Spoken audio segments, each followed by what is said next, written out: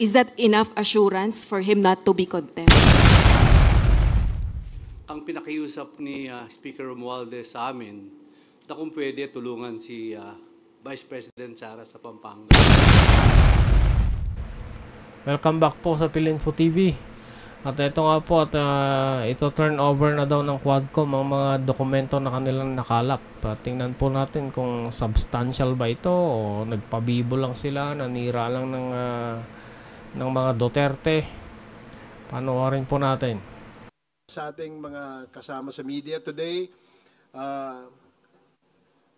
the Quadcom will turn over documents pertaining to the land acquisitions and properties believed to be owned, procured, acquired by Chinese nationals.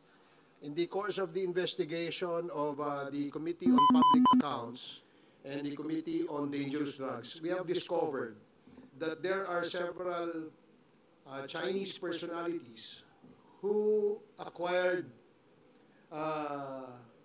thousands of hectares of land in the province of Pampanga. And this was the result, these documents are the findings of the Committee on Public Accounts and the Committee on Dangerous Drugs, where corporations owned, majority owned by Chinese, ang na-discover natin that acquired these properties. And now we will, the part of the recommendation of the committee, the Quad Committee, is to turn over these documents to the Office of the Solicitor General in order to conduct their own investigation for possible, for future proceedings for these properties. Malaki ho ang na-discover dito sa laki ng lupang nabili ng mga Chinese nationals, no? Na alam naman po natin that the Constitution prohibits foreign nationals from acquiring 100% ownership ng ating mga lupa at ng mga pagtatayo ng mga korporasyon. So today, as just to let the people know na ito ay trabaho. Regarding ho dyan sa pagkakahuli sa mga property ng mga Chinese, okay po yan. Dapat lang ho na makuha ng gobyerno yan, ma-stop na yan. Ako ng Quadcom, at gusto namin i-emphasize na ang Quadcom ay walang politika kundi trabaho lamang. And that's why we're privileged to have us today, our representatives from sana nga po trabaho lang ang ginawa ninyo. The Office of the Solicitor General, Attorney Hermes Ocampo, the Assistant Solicitor General, Attorney Gilbert Medrano, the Assistant Solicitor General, Attorney Neil Lorenzo, the Senior State Prosecutor. So, welcome and thank you for joining us here in this turnover of petition for civil forfeiture sa Office of the Solicitor General. So, can we turn this over now?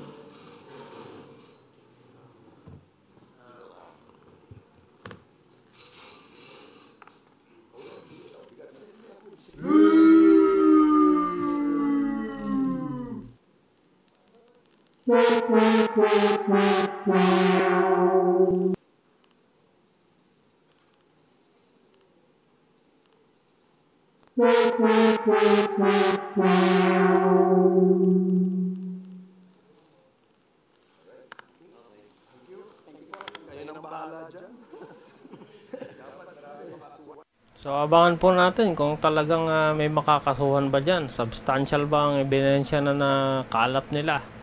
Abangan po natin yan. So we will now open the floor for questions from our friends in the media. But before that, please allow me to acknowledge the presence of Congressman Rog Gutierrez, Congressman Paulo Ortega, my co-chair in the Quadcom, Congressman Dan Fernandez, and of course my co-chair, the chair of the Committee on Public Accounts, Congressman Caraps Paduano. So we will now entertain questions. You can ask questions. Yes, Tina? Good morning po, sirs. Sir, can you mention prominent Chinese personalities na involved po dito sa mga documents na turnover po ninyo? Okay, we will ask the chairman of the Committee on Public Accounts the names of the owners of these properties. Good morning, everyone. Anyway, Kasuhan na yung mga Chinese na yan. Kunin nyo na yung mga property. Madaliin na yan. during the last year's hearing, lumabas na po yung pangalan ni a certain Eddie Tayang, in which the Bureau of Immigration confirms that Eddie Tayang is a Chinese citizen with being a passport holder of a Chinese, in the person of Jia Jingyang. And he was also involved in the sale of properties for Mexico, the LGU of Mexico, Pampanga, and also involved in the corporation, the Empire 999, the Sunflare, and Baka naman natin. ayun, Mexico 999 and Empire 999 and Sunflare. Eddie Tayang involved in those corporations in which well, in fact, he was cited in contempt, I think if my memory serves me right, that was November of last year pa. And until now, he is at large. And having transaction with the LGU of Mexico, Pampanga, particularly during the time of Mayor Tumang. In addition also to the names mentioned by Congressman Paduano, a certain Willie Ong also have acquired hundreds, based on our records, we have 300 land titles registered under his name. And Mr. Willie Ong has likewise been identified as a Chinese national. So he organized a corporation called Empire 999, and there are also acquisitions under his name. So, and then Tony Yang, the brother of Michael Yang. Sir, can you give us an estimate kung gaano kalaki yung halaga ng mga properties na nabili ng Chinese nationals? As of now, we cannot get, of course, the actual yung worth ng properties, no? But Ano ba yan naman mga kong? Hanggang ngayon wala pa kayong actual? Hindi nyo pa rin alam? Kulang pa yung fishing expedition nyo? thousands of hectares po ang involved dito. And what is prominent is the corporations, no? That was owned by these Chinese nationals. Yung Empire 999 po, as I've said, Sunflare, at saka Empire 999 and Sunflare po. In addition to that, para at least medyo klaro, kasi yung Empire 999, Realty Corporation, isang company lang yun. Consider mo yung pinag-uusapan ditong titles are almost 300 titles. Isang corporation. So meaning, marami pa tayong hindi na-discover ng mga corporations that are Chinese pretending to be Filipinos. So yun ang malaking trabaho na dapat natin asikasuhan, especially ang ating Solicitor General, na makikita ng mga corporation na to, na maraming mga pure Chinese na pretending to be Filipinos and owning and buying properties. Sir, just a clarification, Chinese lang po ba? Walang mga Pilipino officials na naging kasabot nila para mabili yung mga property na yan? Diyan sa sinabi ninyong documents sa Solgen. As I've said, particularly with the transaction between Eddie Tayang and the sale of property which is worth 79.5 million in Mexico, Pampanga, The person of interest involved here is the former Mayor, Mayor Tumang, Ted Tumang. Alam po naman natin na he was already dismissed twice by the Office of the Ombudsman. So, hindi nyo pala na-link si Attorney Harry Roque sa Pogo na yan, ha? Mabuti naman. So, kung Filipino po, lahat ng mga properties that was sold to Mexico, Pampanga, kay Teddy, kay Mayor Teddy Tumang po, at saka yung mga some of the employees, particularly Roy Gomez, no, is involved, and until now also at large. And doon po sa sale ng property with regards to the warehouse that where the shabu was discovered, doon po sa Mexico, ang involved din po dito yung kapatid ni Mayor Tumang at the same time si Mayor Tumang po on the sale of that property with regards to that warehouse. So those are the Filipinos which is in collusion with these Chinese nationals.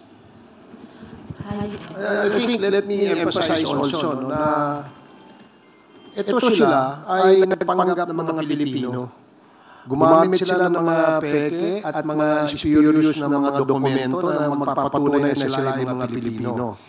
Until after we have discovered na sila po ay mga Chinese nationals. Meron din po sila mga ginamit na mga Nakpakan po natin at nakahuli sila ng Chinese.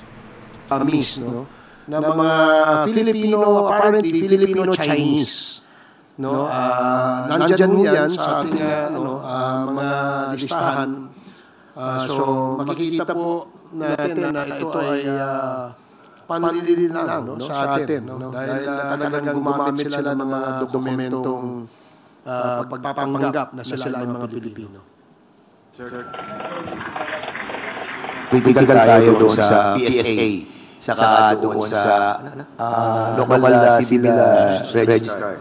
Very particular tayo doon. Dahil doon tayo, doon lang, yun ang ginamit ng mga Chinese. Ang PSA, nag-relax sila doon sa requirements nila para sa birth certificate. Mabuti naman mga congressman at alam na ninyo kung saan kayo magpo-focus ngayon. Sa PSA. Tama, dyan na lang kayo mag-focus. Also doon sa mga local civil register. Kaya yun nga, sana itong ating pong Solicitor General have to look deeper doon sa problem ng PSA sa local civil register. Sir. Of course, we'd like to acknowledge also the presence of our overall Vice Chair, Congressman Romiaco. Good morning, Chairman. Yes, Mela. Sir, tanong ko lang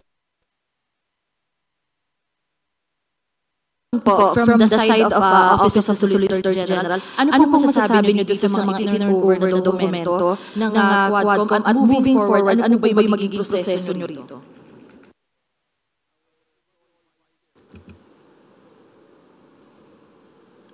Hindi po namin nakikita yung contents ng mga documents turned over to us now. Pero may mga listahan pong big invitation ng mga honorable chairpersons ng Quadcom. Aaralin po namin to. Pero initially po, eto kasi yung mga... Nako, OSG, ingat-ingat ka. Baka ipitin ang budget mo. Possible na actions that may be filed with the OSG with the coordination of the pertinent government agencies, for example, sa civil forfeiture of the assets acquired of this Chinese through AMLAC, and ito rin for the reversion and or SG proceedings to recover yung mga fraudulently acquired real estate by this Chinese. Pero eto po, aaralan namin mabuti kung ano yung real status of this land now. Whether or not in the meantime,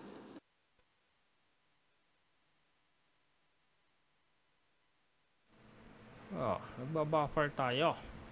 these lands have been transferred to qualified Filipino individuals or entities, in which case, jurisprudentially, the constitutional defect is deemed cured.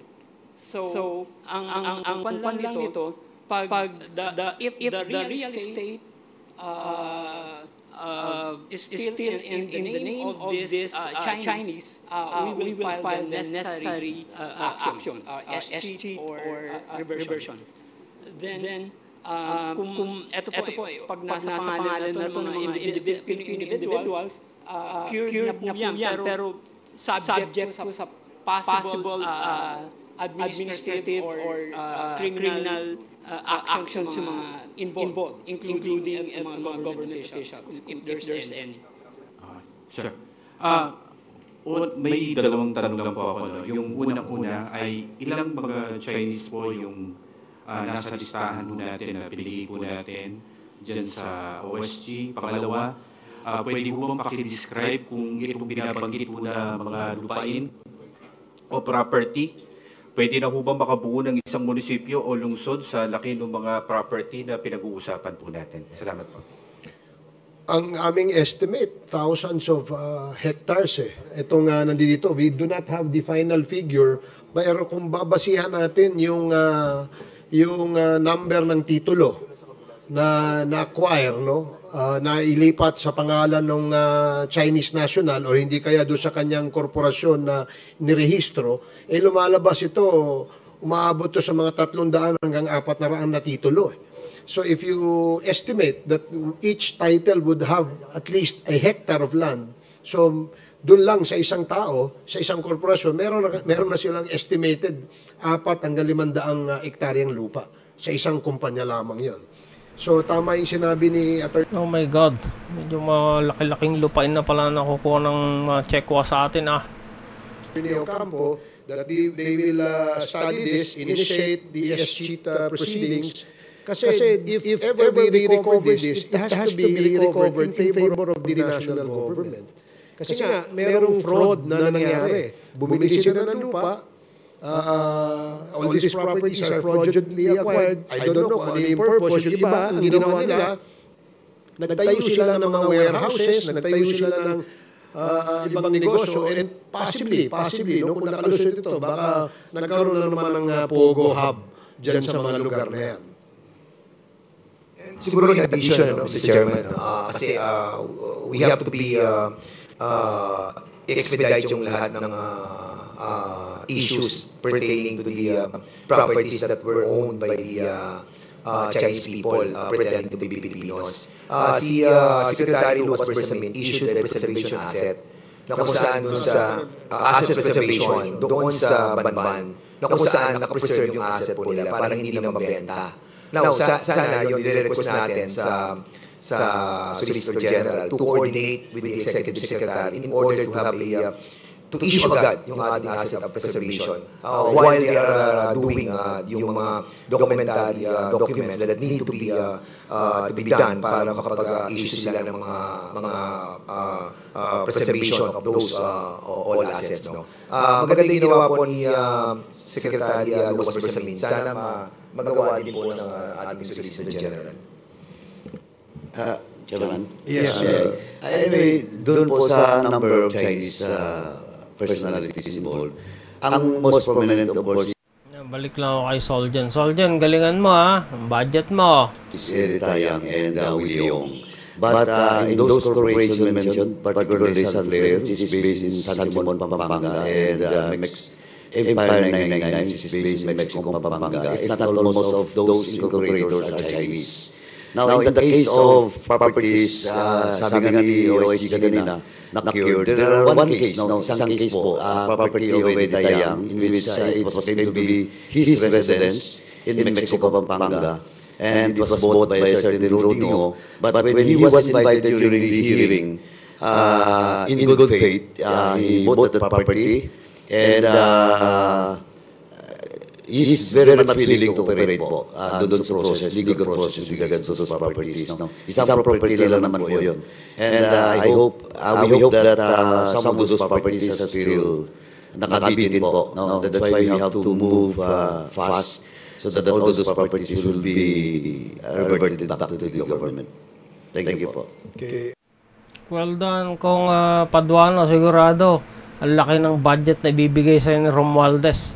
Sisimentuhin lahat ng kalsada, pati mga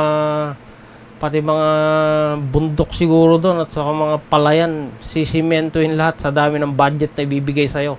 We'd like to acknowledge also the presence of our Deputy Speaker, J.J. Suarez. Good morning, DSJJ. So, Sir, clarification ulit. Yung mode ng pagbili ng mga properties na yan, paano ang natuklasan ba ng Quadcom? Through money laundering, cash ba yan na binayaran? Yung pera ba ay galing sa proceeds ng drugs? Paano? At saka pogo pala. Patuloy pa rin yung ating investigation dyan. No? As far as the paano Hanggang ngayon, Kong, hindi pa tapos yung investigation nyo, patuloy pa rin. Sila nakapag-acquire. Of course, they possess fraudulent documents pertaining, saying that they are all Filipinos. Kaya regular, no? Mayroong presumption of regularity doon sa kanilang pag-acquire nito mga properties na ito. Now, nasa proseso po ngayon ng Quadcom ang pag-determine whether ito bang mga ginamit na pera pambili ay isang paraan para makapag-launder o makapaghugas sila o makapaglaba, no, in layman's language ng kanilang pera. No, that hopefully we will be able also to discover kung ano yung source ng pondong ito.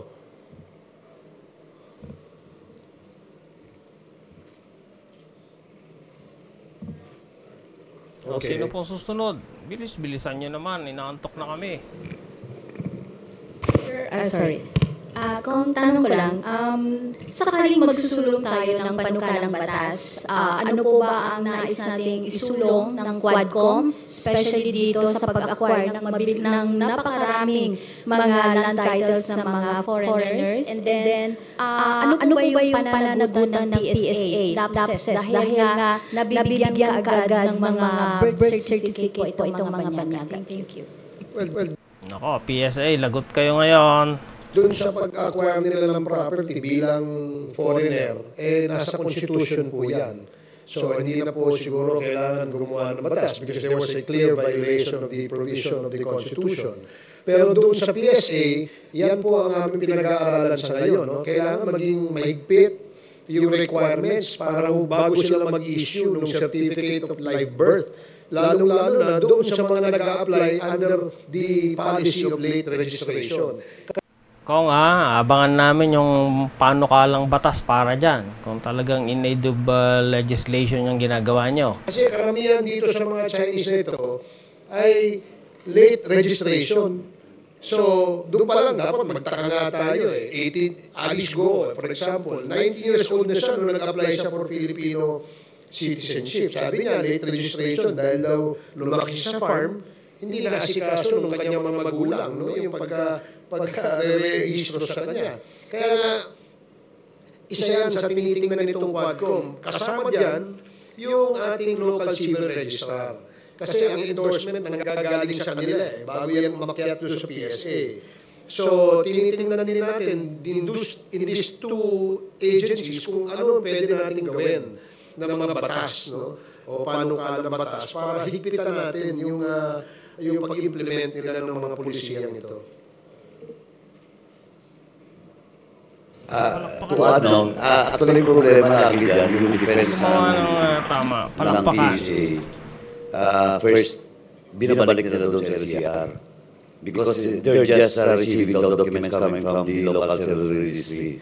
Ang second na defense lagi nila is ministerial daw yung role niya. That's why during the hearing of public accounts, nilaw po natin na dapat we have to do something about it. We have to legislate laws that will make sure na hindi na po lulusot itong mga kasong ganito. Not only Alice Go, in the case of Eddie Tayang, kalaya mo, 1983 siya pinanganak, yung registration na dito sa Filipino citizen after 23 years o 21 years, 2004. So, doon po sila nakakalusot. Kaya kailangan we have to legislate laws na siguro po natin hindi ito lumusot in the future. Yung mga ganito. Naman Kong, nakakahiya kayo kapag hindi nyo yan nagawa ng paraan. ito pong kalakaran. Sa in addition to that, kasi yung PSA, meron silang service provider para doon sa kanilang automation, doon sa ating pong tinatawag po nating registration. No? At ang service provider nila for so many years, I think 10 taon na yung service provider na yun. And they spend like, I think, if I'm not mistaken, during the investigation namin, wala pa sa Quadcom to, if I am right, kung this is a dangerous drug sa public accounts, na-mention doon yung contract. Ang contract na inabot ng PSA, doon sa service provider nila, almost, I think, if I'm not mistaken, 5 billion. So, kung meron tayong ganong klase ng kontrata doon sa PSA, being owned by a private corporation, not owned by the government, at stake yung ating tinatawag ng mga profile ng bawat Pilipino na dumadaan sa kanila. And I think the Solicitor General have to check on this as well. Yung contract ng PSA doon sa UNICIS. UNICIS ang kontrata nila eh. At sa UNICIS, according to the federal investigation that was conducted in the United States, meron silang case against the UNICIS Corporation. We tackle this in the committee, and I think this is imperative on the part of the Solicitor General to look into this. Ayun pinasa kay OSG. Sir, just a question. Yung pagpasa ng documents sa OSG, does this mean that the Quadcom has finished tackling yung issue ng illegal drugs sa yung mga warehouses na allegedly owned by Chinese nationals? No, hindi pa. Ito lang yung aming nakita na I think sufficient and substantial na yung aming investigation na nagawa dito sa particular na Chinese national na ito at saka yung kanilang corporation, yung Empire 999, Mr. Willie O, Mr. A.D. Taiyang. So we feel that immediately we have to initiate for future proceedings nang sa ganun, hindi na po tayo maisahan. Baka maibenta ho yan eh. Kagaya ng isang property ay naibenta, yung 6 hectares yata nabenta dun sa Mr. Rudingo. Siguraduhin nyo lang kung kahihiya kayo pag nabenta yan. Pag di nyo na-recover yan. No? Buyer in good faith siya. Akala naman niya, Pilipino yung kausap niya until we discovered that hindi pala ito totoong Pilipino. Sir, sir, this is not part of the partial committee report po, or this is part of the partial committee report?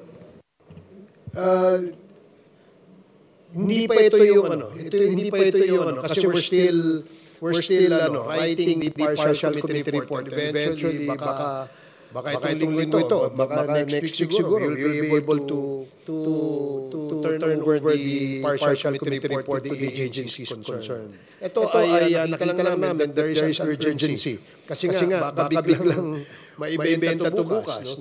I remember yung kay Empire 999, investigate natin yun ng October last year, di ba? Yung pagdating ng mga bandang March, April, naibenta niya yung property. So medyo gusto natin sana meron tayong urgency dito.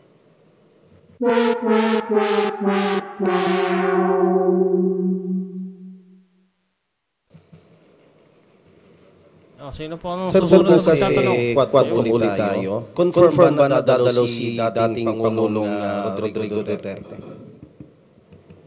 Siya, meron. Galing tanong mo, Vic. Alam ko lang tayo sa property. Hindi. We already sent out invitations. Nireiterate lamang natin. Kasi nga yung dati, na pinadala natin, hindi ako nagkakama. Ready na ba kayo sa pagdating ni FPRRD? Sa pagdalo niya dyan? During our second or third Quadcom hearing yan, napadala natin yung mga invitation yan. Pero walang tugon. Walang, that's why we want to be reiterated. Maaaring hindi natanggap, maaaring, kaya nga, itong invitation na ito, nagpadala tayo ulit. Natanggap po ba? Wala pa kaming feedback. I think we course it through the PNP na mapadala ito para mas mabilis. So, okay. Good morning po, good Congressman. Earl po from IVC 13. Sir, on another topic, sa press con po ni Vice President Sara Duterte and over the weekend, ilan po sa mga House Eto na, kay VP Sara na pag-uusapan. leaders natin na nagpahayag ng kanilang pagkabahala sa ilang mga statement na binitawan ng ating Vice Presidente. Any comments or reaction po on this one, sir? Thank you.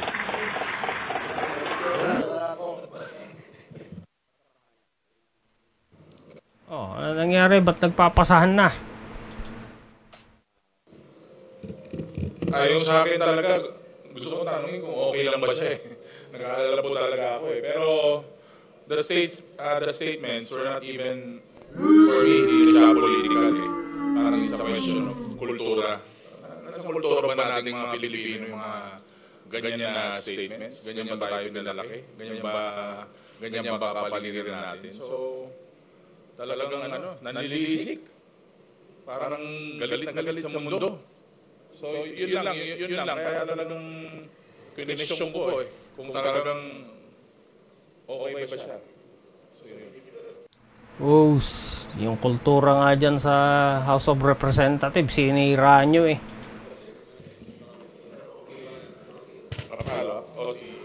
Hello? Congressman Rog, your comment? Well, I have to agree with si Congressman Ortega. I think it's a cultural issue, more especially yung relation to dun sa spiritual bangkay. And I think most of the people have already complained on. I think it doesn't really involve any comment on our part as congressmen, and we leave it to the people to decide on how they would see that as qualities of a leader. You know? We'd like to acknowledge also the time of Jay Good morning, Jay, and you can also direct your questions to him. Sir, following up with that lang po, some of the young guns leaders requested psychological evaluation for the Vice President, sir. Would this be firm or may recommend daw po ba tayo na ayos itong mga young guns na to. Mukhang mga young guns. Suggestion lang naman yun. Hindi naman, una-una, hindi rin naman ako pwedeng magrekomenda. At wala rin akong kilala. Oo naman, rekomenda. Kasi so far parang okay pa naman ako. Mukhang hindi ko okay kung... Pero the people have seen the interview, so parang may something. Ewan ko. Oo. Parang punong-puno ng galit, saka parang yung mga lumabas sa ating mga pahayagan, para talaga. Kung alam mo ba, cool na cool pa dun si BP Sara. Kung galit yun, hindi lang ganun yun. Parang hindi ko alam kung may meltdown o may problema na nangyayari right before our eyes during the press con. Sir?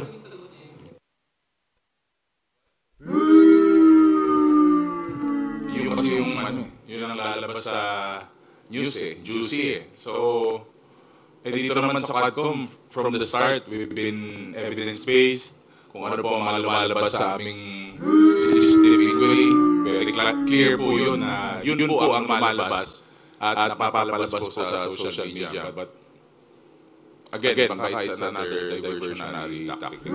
Sir, sabi ni Atty. Salpanela naman sa interview, hindi naman daw publicly sinabi ni BP Sara yun. Parang sa group chat lang daw yun. Paano yan? Si Salpanela na. Si attorney ang nagsalita. Anong sagot nyo? Doon sa sinabi na huhukayin yung paghuhukay. Magaling talaga siya sa ganun. Kasi siya yung official interpreter dati. ng dating Pangulo. So malamang ginagawa na rin niya dito ngayon. Sir, you mentioned parang gulong-gulong nagagalit. Yes. Sorry.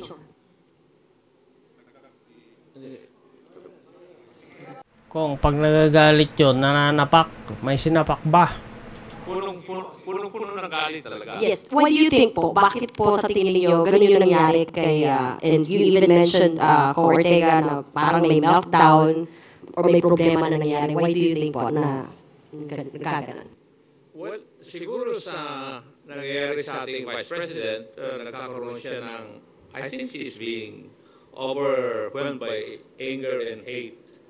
Pag ang siya Kung, sino ba naman hindi magagalit sa ginagawa ninyo? ang tao ay sobrang galit, nawawala siya sa sense of decency sa aking paningin. And sometimes, So, yung ginagawa nyo pala dyan sa Kongreso, disente pa yon ha? Disente pa kayo dyan. yung how you manage yung hate sa iyong katawan at saka yung nasasaktan ka, it's also a test of your character. Di ba? How you manage these things, it's a test of your character. So in the case of the Vice President, ay lumalabas po yung flaw sa kanyang character. Kasi natatalo ng kanyang galit. Yun po yung aking nakikita as far as this representation is concerned. Maraming salamat po. Sir? Parang ang hubog ni VP Sara, yung ginagawang pagkalkal sa kanyang confidential fund, yung paggamit ng pondo ng kanyang office ng Kamara. So ang House of Representatives po ba kayo, magbabago ba kayo or mag-a-adjust ba kayo, maghihilay ba kayo sa pag-iimbestiga sa kanyang paggamit po ng pondo? Sa ganang ng amin, the performance of one's duty. Kung, hanggang February pa yung deadline para mag-submit ng sagot ang Office of the Vice President. Anong buwan pa lang ngayon? Should be the primordial consideration. Trabaho po namin yun eh. And therefore, dapat walang let up to show what really happened insofar as the confidential funds of the Office of the Vice President and the Department of Education when she was still the Secretary. Kasi pag magbibigay po kami ng leeway, ay hindi po na yata in accordance with our mandate. Ganun po ang paningin namin doon. Nako, si Kong, marami din tong budget na ibibigay, malamang. Sir, before that, we'd like to acknowledge the presence also of our Senior Deputy Speaker, Dong Gonzales. Good morning. Okay, continue. Sir, yung dito sa nakita nyo na sabi nyo may meltdown, kaiba, yung galit, ganito, ganyan. May nakikita ba kayo na parang signs ng psychological incapacity dun sa nangyari kay Vice President dun sa presko niya? I think we will not be in a proper position to determine that. Siguro, it would be recommended that she should see a psychologist or psychiatrist. Kasi sila po ang expert dito eh. Hindi po kami.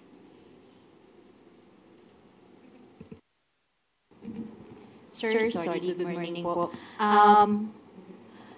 Hindi lang po si Pangulong Marcos and former President Apo Marcos yung, kumbaga, tinira ni VP Sara. Meron din po kasi siyang binanggit laban din po kay Speaker Romualdez na sinabi niya embarrassment daw po ang ating House Speaker. As House leaders, anong masasabi po ninyo dun sa pahayag po na yun?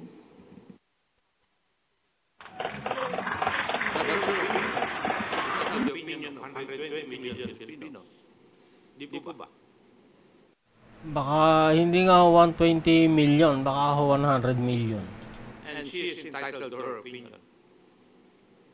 Sir, follow-up lang. Kasi yung embarrassment po is stemming from doon sa sinabi ni VP Sara na tumanggap daw po ng suhol si Speaker Romualdez. Do you know anything about this, sir? What did you say about it? Suhol saan yun? She did not expound or elaborate po.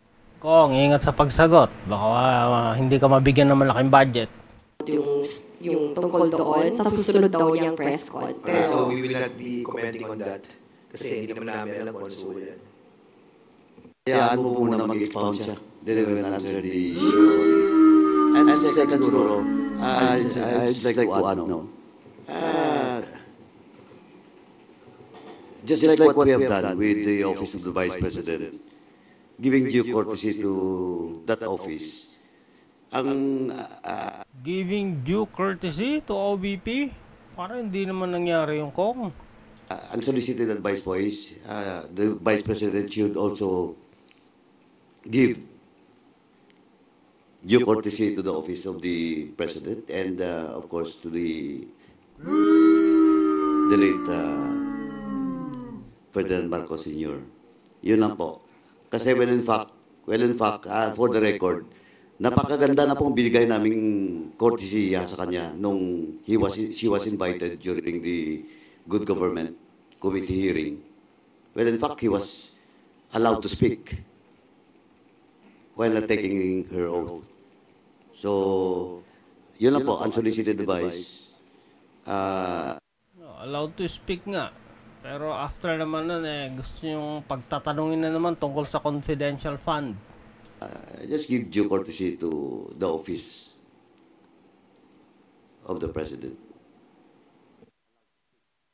Ang bait ngayon kung Paduano Kakaiba Dahil dyan may jacket ka, nakalakos pa Well, Congressman Gonzales po, Well, regarding dun sa suhol, di po namin alam yun, di ba? Ang pagkaalam ko po from the day of the campaign, ang kasama po ni Vice President Sara ay si Speaker Martin Romualdez.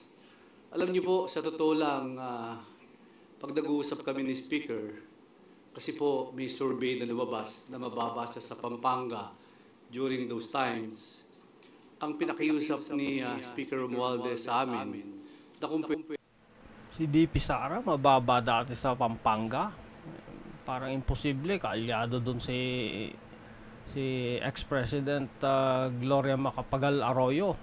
Pwede tulungan si Vice President Sara sa Pampanga kasi nga may kandidatong Kapampangan doon, si Kiko Pangilinan, at mataas si Kiko Pangilinan kasi Kapampangan. So win-work out po namin yun. At from day one up to the proclamation, kasama po si Speaker Martin Romualdez.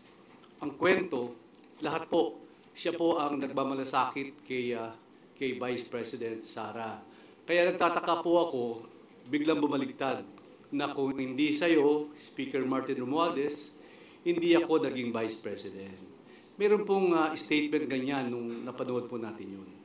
Wow, talaga lang meron ganyan statement. May papakita nyo ba yan, Kong? Pasikat pa si VP Sara para naman ang magpapanalo pa si Martin Romualdez na taga Bacolod, di naman siya taga Pampanga. Kaya sana po hindi po natin alam kung ano ang nasa isip ni Vice President Sara. At yun man lang sabihin mo na uukayin mo yung tatay at itatapon mo sa West Philippine Sea. Ako po isang nasaktan bilang anak. Kung ako po si Senator Amy Marcos, sinabi sa tatay ko yun, palagay ko, hindi na po kami pwedeng magkita at mag-usap sa panahon na yun. Sasabihin ko, ibang klase na to, ibang usapan na to. So sana po walang ganyang usapan. At yung ganyang naririnig kong mga... Kung sa group po na usapan yon, ano lang ho yan, parang lumalabas, parang biroan lang sa group. Mga salita pag umiinom sa kanto, sa barangay, paglasing na, biruan lang yun, di ba? Pero walang ganyang, pero wala pong ganyan. Medyo, ako po, honestly, after yung press conference niya, meron po, nasa palasyo po ako, birthday po ni E.S. Bersamin. Pero gusto kong sabihin sa presidente, pero hindi ko po nasabi. Kasi baka ayaw po niyang marinig yun. Pero Kung pag nasabi mo yon, sigurado, malaki na naman ang lagay. deep inside in my heart, ako po talaga nasaktan doon sa sinabi niya. Because I'm also, anak po ako eh. Hindi na po ako makakakita ng tatay. Isa lang po ang tatay ko. Tapos sasabihin po sa tatay ko yun, nuhukahin niya at itatapon niya. Ay, palagay ko napakasakit po noon. So, bilang isang Kristiyano, bilang isang batang pinalaki sa maayos, palagay ko foul po yun. Salamat po. Thank you. I would like to acknowledge also the presence of the chairman of the Committee on Human Rights, our co-chair sa Quadcom, Congressman Benny Abante. Good morning. Mr. Chair, in addition to that, na sinabi po ni SDS, alam nyo, kahit pagbalik-balik na din natin ang mundo, yung ating pong former president, si Ferdinand Marcos Sr., malaki po nagawa niya sa bansang Pilipinas. Kahit sabihin na natin na inakusahan siya na diktador at napatalsik siya ng ating mga kababayan. Pero at the end of the day, we have to accept that he made a lot of things for the Filipino people. At yung pong pagsasabi na huhukayin siya at itatapos sa West Philippine Sea, medyo parang sa mga nagmamahal, lalo na yung mga Marcos loyalists, na nakita natin na talagang pinaglalaban yung ating dating Pangulo. Napakasakit po nun. And we have to be careful with our statements, kasi hahabulin tayo ng panahon at pagkakataon. Like for example, yung ginagawa po na statements ng ating pong dating Pangulo. Nasaktan kayo, Si Rodrigo Roa Duterte, ngayon hinahabol na po siya ng sitwasyon. We hope that this will not happen to the Vice President. But definitely, somebody might file a case against her. At nobody can prevent that dahil nga wala namang immunity ang ating pong Vice President. Masakit po yung mga ganitong klaseng salita na hindi naman po dapat nasabihin na nanggaling sa isang opisyal ng ating bansa. Sir, clarification on the invitation kay former President Duterte. 18 pa po yun, October 18, yung reiteration ng invitation ninyo. Meron na po bang feedback from the PNP kung na-deliver man lang po? Ang tanong, mga congressman, ready na ba kayo? Ready na ba kayo sa pagdalo ni FPRRD dyan sa pagdinig nyo? Kaya nyo bang i-handle? Doon sa bahay, at may nag-receive nitong invitation. And second question, kung meron ding reiteration ng invitation kina Senator Bongo and Senator De La Rosa. Well, dun sa previous invitation that we sent, I think, kung di nga ako nagkakamali, during the second or third Quadcom hearing yun, open-ended yun until we conduct these hearings. Open invitation po yung aming invitation. We only had to reiterate kasi para matagal-tagal na rin yun. This is already the 9th and going to be the 10th hearing of the joint committee hearing. So that's why we had to send and reiterate the invitation. Pero I understand may sulat din po kayo kay CIDG Chief yes, we to did. ensure na may magre-receive, may feedback na po.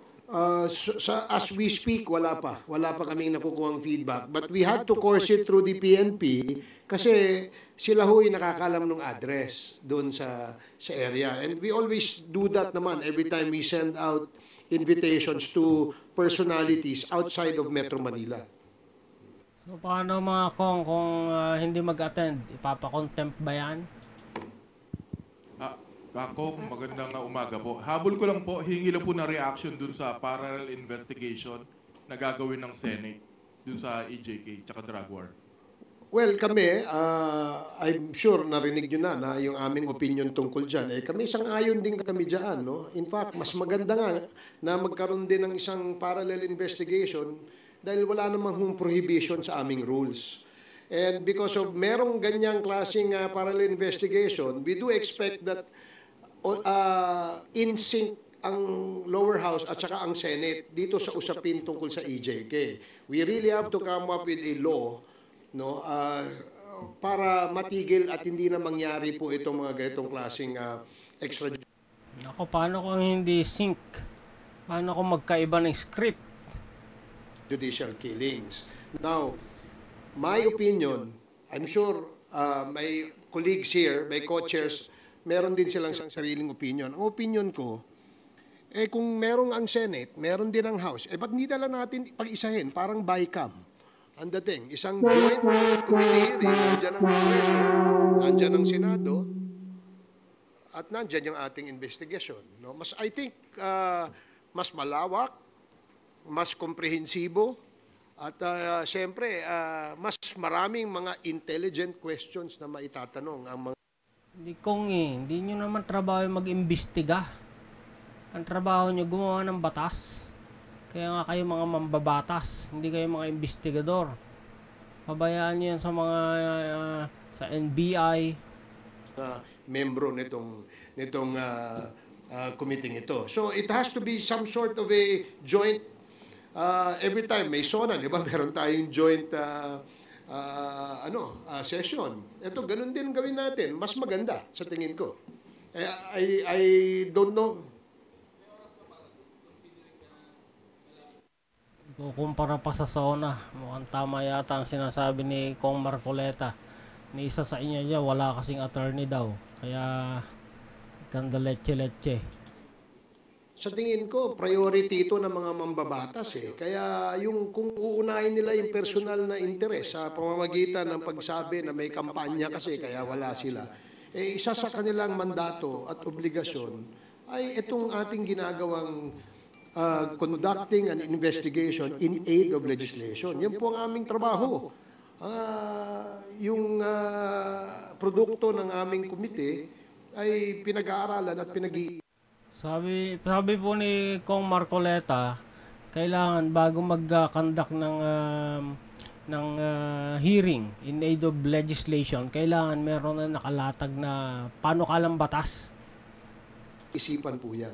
Saka lalo na, Mr. Chairman, no, para mapabilis. Remember, 2 weeks ago, nag-file kami ng 2 bill, no? Yung pong declaring EJK as a heinous crime at yung isa ng pag-stop ng POGO. Now, ang tagal nyo na nag-hearing, Kong. 2 weeks ago lang kayo nag-file ng resolution.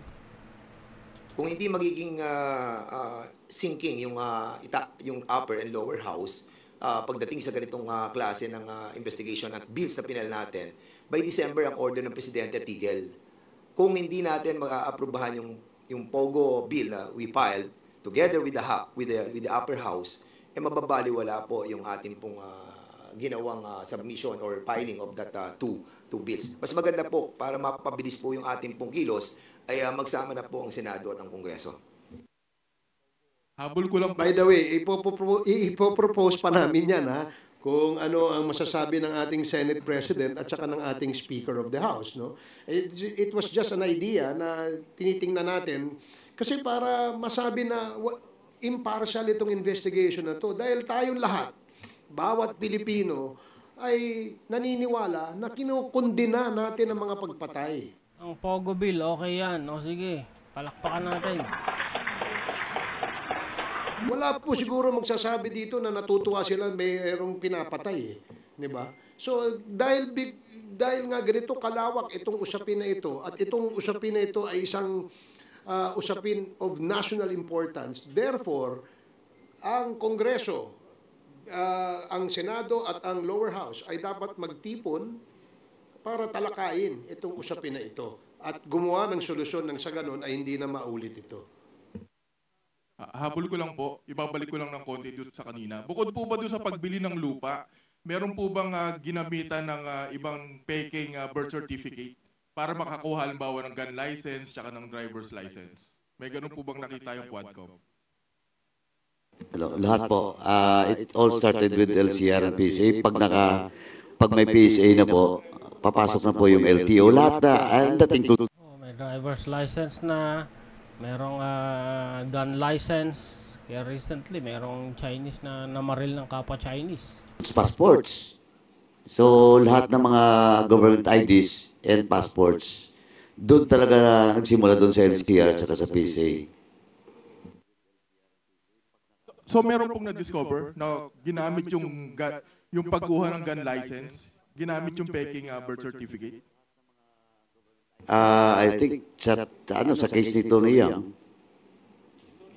Kay Tony Yang.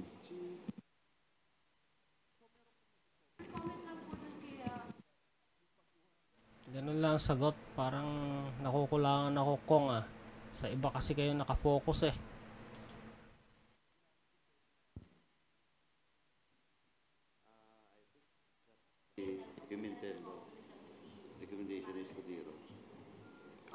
Recommendation yata ni SP yan, ano? And of course, we respect that dahil sila naman po ay bound by their rules. Eh. Ganon din kami dito sa House.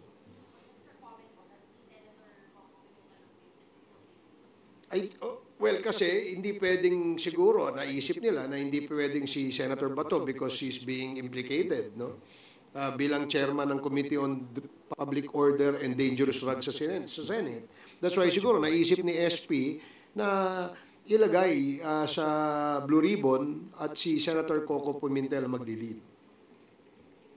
Sir? Hi sir, good morning po. Rose po sa UNTV. Sir, we're preparing 2 scenarios tomorrow for the Quadcom hearing. Kung mag-a-attend si dating Presidente Duterte, how do we prepare for it? At kung hindi siya dadalo, what do we expect? Do we have new witnesses to present that will corroborate the reward system of the anti-drug war? Una, malamang meron ng bagong witness yan. Parang matubato lang yan eh. That's a good, tough question. But the chairman of the Committee on Human Rights will be able to answer that. Congressman Benny. Magandang umaga po. Sorry sa pagiging late. Anyway. Kong, late ka na naman. Galingan mo sumagot Bilang chairman po ng Committee on Human Rights, noon pa, naisa namin impitahan ng ating dating Pangulo to appear. No? Not a person na inaakusahan namin, kundi bigyan ng linaw talaga ang lahat ng mga bagay na ito. Particularly yung EJK. Pagkat binanggit naman ni Colonel Espinido at ng mga ibang mga kapulisan natin na talagang may EJK. Ngayon, kung halimbawa hindi makakadalo ang Pangulo, ine-expect namin siyang dumalo sapagkat sinabi naman niya sa media na if he is invited, ay darating siya. Kaya palagay ko sa akin po, walang pagdududa na he might come. Kung gusto natin, meron pa po kaming mga witnesses na talagang magsasalita patungkol sa mga bagay na ito. Dagdag lang po. Actually, yung invitation ng Presidente nung nakaraan pa yan, and to invite him once again in tomorrow's hearing is just normal, no?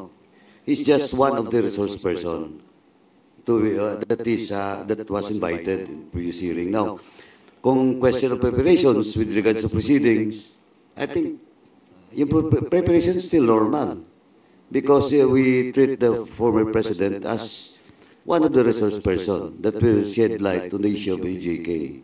So wala pong magbabago.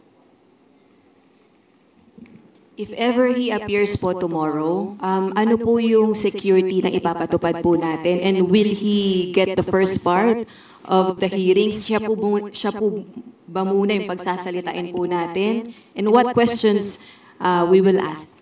First, question of security, that's not us, but Sergeant at Arms, in coordination with the PNP. Second, if he will be the first or the last or in the middle, sabi ko na nga, we will treat him as part of the resource person. So, depende po yan sa mga members na magtatanong.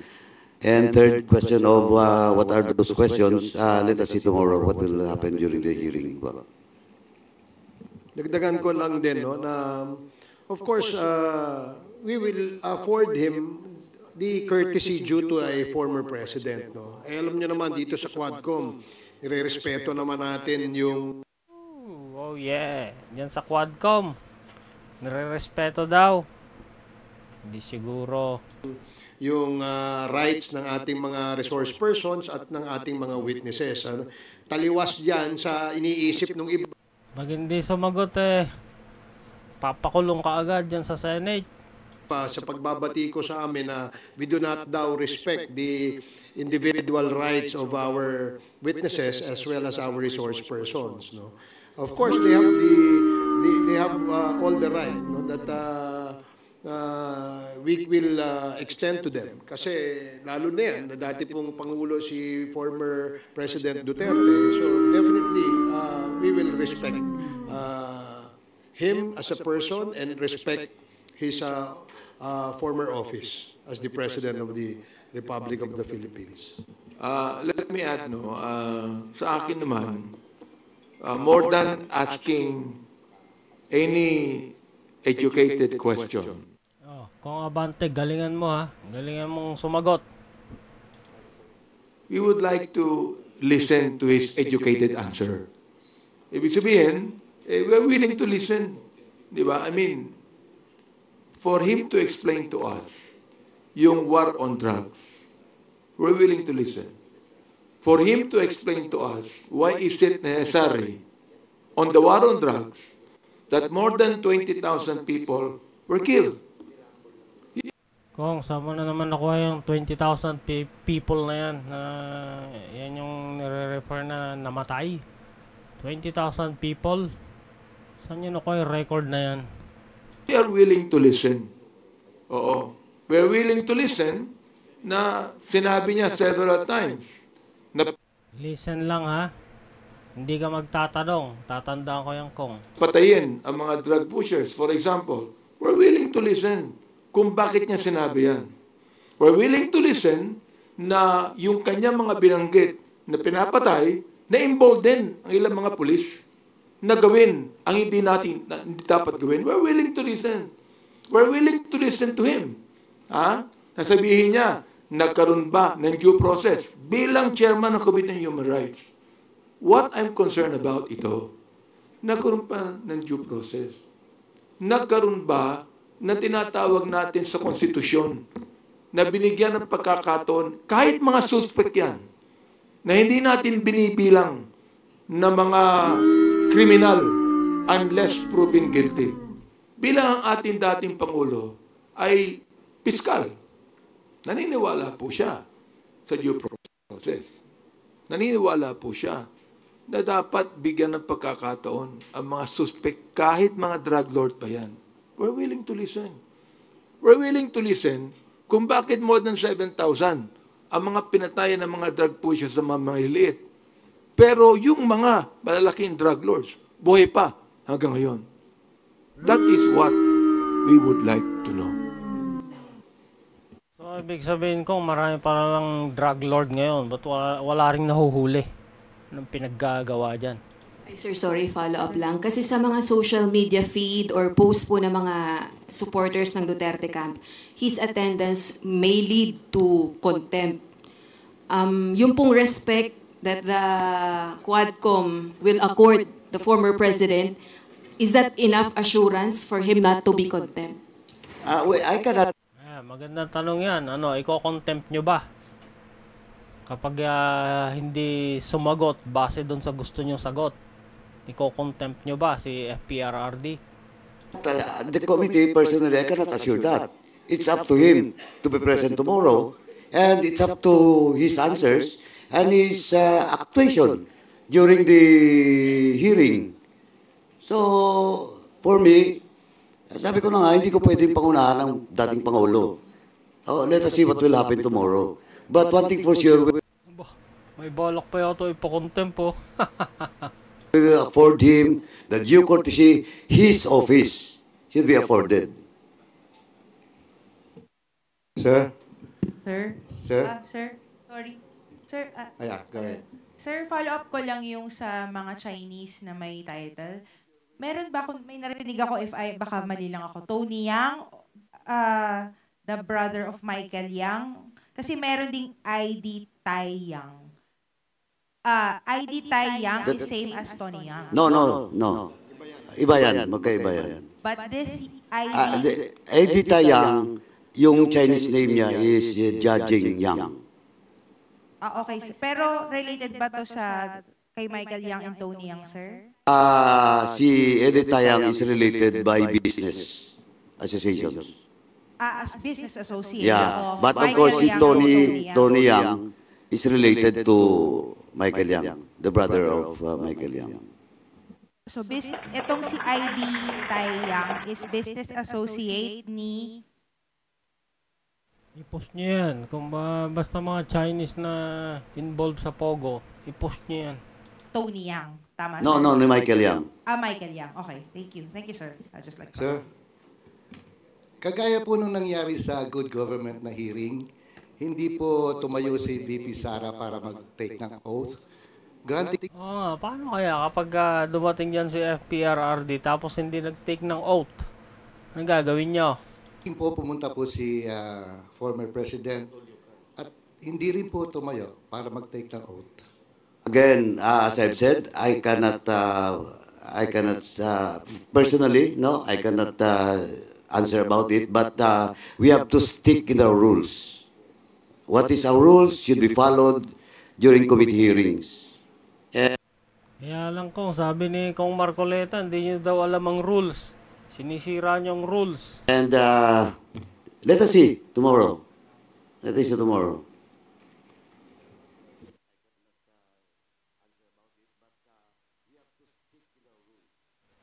Wala na yata magtatanong.